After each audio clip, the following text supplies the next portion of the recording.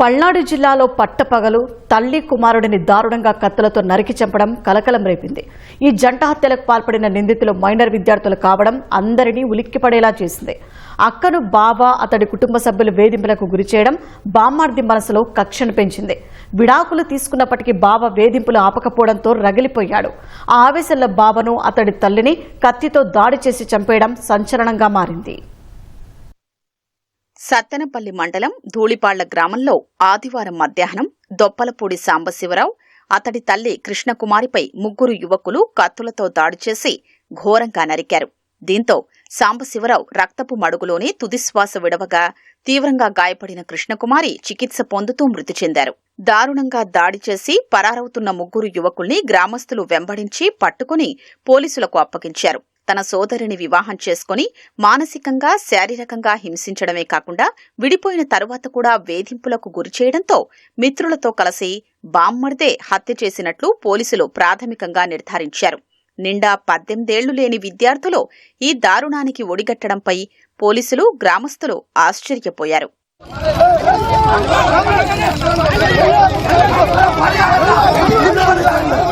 సాంబశివరావుకు నాదెండ్ల మండలంలోని గణపవరం గ్రామానికి చెందిన సాహితీతో 3 ఏళ్ల క్రితం వివాహమైందని పోలీసులు తెలిపారు. పిల్లలు పుట్టడం లేదని భర్త, అత్తింటివారు నిత్యం వేధించేవారన్నారు. అక్క ఇంటికొచ్చినప్పుడల్లా ఏడుస్తూ కనిపించడం, శరీరంపై సిగరెట్తో కాల్చిన గాయాలు ఉండడంతో పాటు భర్త, అత్తమామలు వేధిస్తున్నారని కుటుంబ సభ్యులకు చెప్పుకొని ఆమె బాధపడడం చూసి బావపై బామ్మర్ది కోపం పెంచుకున్నట్లు పోలీసులు తెలిపారు. వేధింపులు మరీ ఎక్కువ కావడంతో 6 నెలల క్రితం విడాకులు తీసుకున్నారన్నారు. సాహితీకి మరో వివాహం చేసినా సాంబశివరావు వేధింపులు మాత్రం ఆగలేదన్నారు. రకరకాలుగా వేధిస్తుండడంతో పాలిటెక్నిక్ చదువుతున్న బావమరిది కక్ష పెంచుకున్నాడని, సాంబశివరావును హత్య చెయ్యాలని పథకం రచన చేసినట్లు విచారణలో వెల్లడైందని పోలీసులు తెలిపారు. ఇంటర్ ప్రథమ సంవత్సరం చదువుతున్న 2 స్నేహితుల సహకారం కోరాడు. ముగ్గురూ కలిసి సాంబశివరావును చంపేందుకు సిద్ధమయ్యారు.